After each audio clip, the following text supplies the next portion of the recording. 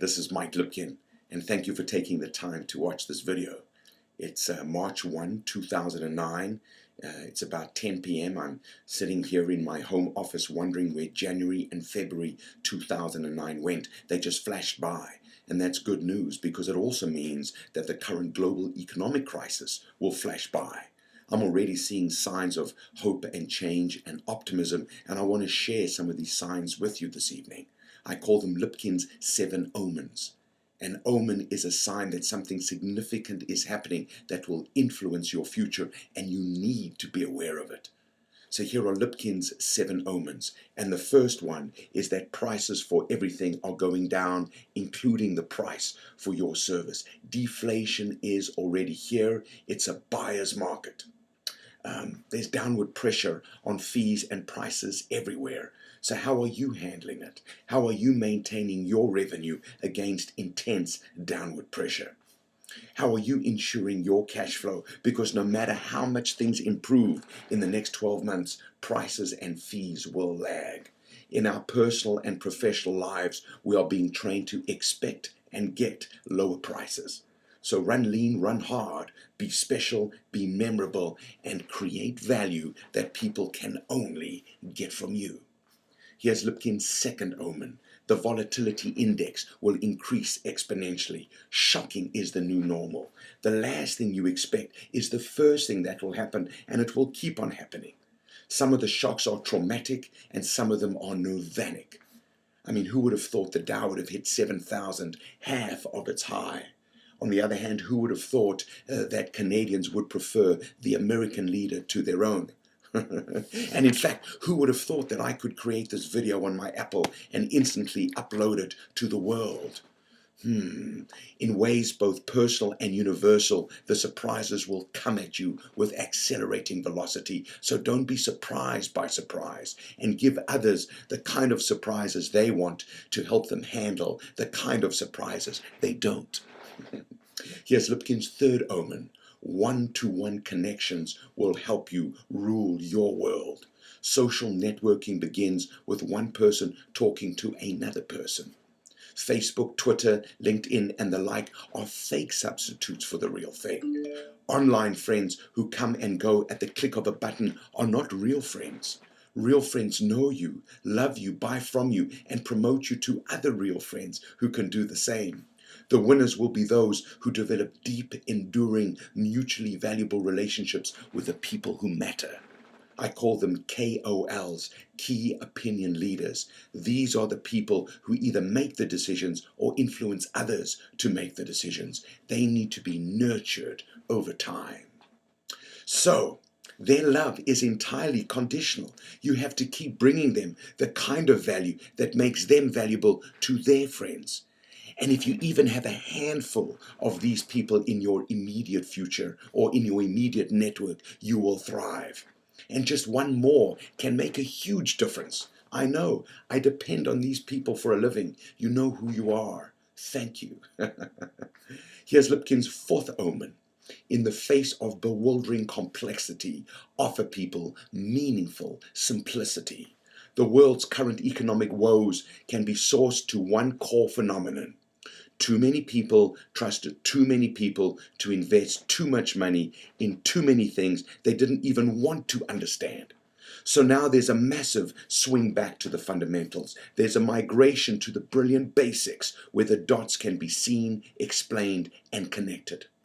With so much noise and clutter clouding their future, people are searching for meaning, the kind of meaning that helps them make sense of things which don't make sense. And that requires stories that resonate on a heart and a soul level. That's why I'm saying these words. This is how I am navigating my way through the future.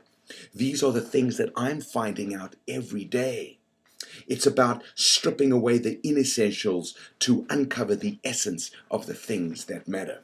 We are all explorers in this weird new world, and we need people who can tell us the stories that will compel us to keep going against all odds. Here's Lipkin's fifth omen.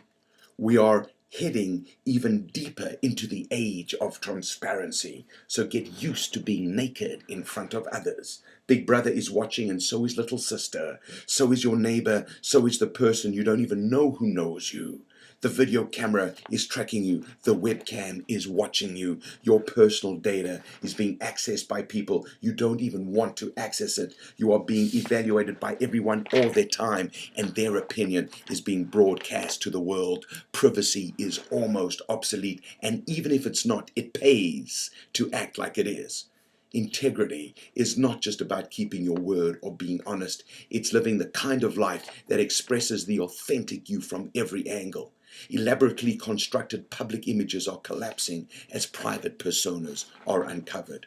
Consistency in the face of human fallibility is the new Holy Grail. People will forgive you for the breakdown, especially in the US and Canada. We are the continent of new beginnings. But what people will not forgive you for is lying, deceit, or cover up. Especially where their trust or interest are involved. Anyone who wants to sell to others, lead others, influence others, or be connected with others is a public figure. So go public. Be an open book. Here's Lipkin's sixth omen. Government is getting bigger, so play by its rules. It turns out that Adam Smith was wrong. As people pursue their own self-interests, they don't automatically lift others up. Unbridled, unregulated personal ambitions can destroy the world. Some adults are just larger, more dangerous kids. That's why they need other adults to monitor them. That's called government. The public and the private sector will get closer in the months ahead. The rules will proliferate. Compliance will become an even greater challenge.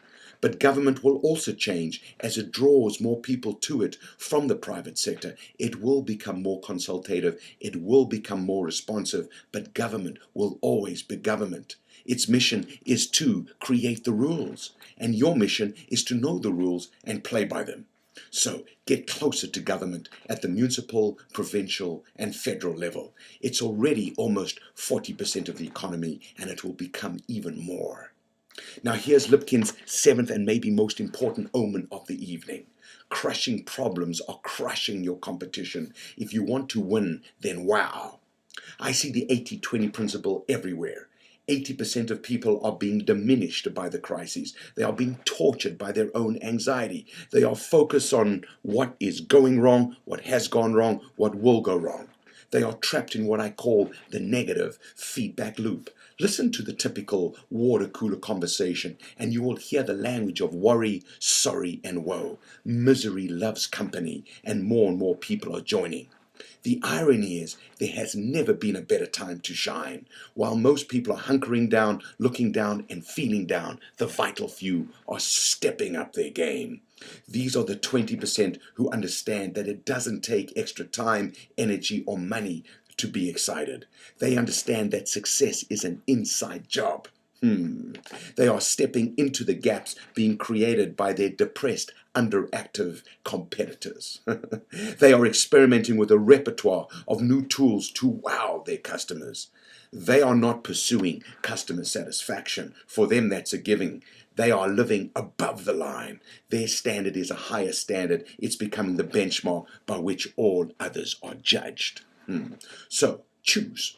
Be excited by the future and transfer your excitement to others, or be scared of the future and transfer your fear to others. See which one works better for you. So I hope that based on my rant this evening, I've given you one insight, one omen that will help you manage the future now. Think about what I've said, share what I've said with as many people as possible, and I look forward to helping you celebrate 2009 as being your best year ever. Yes.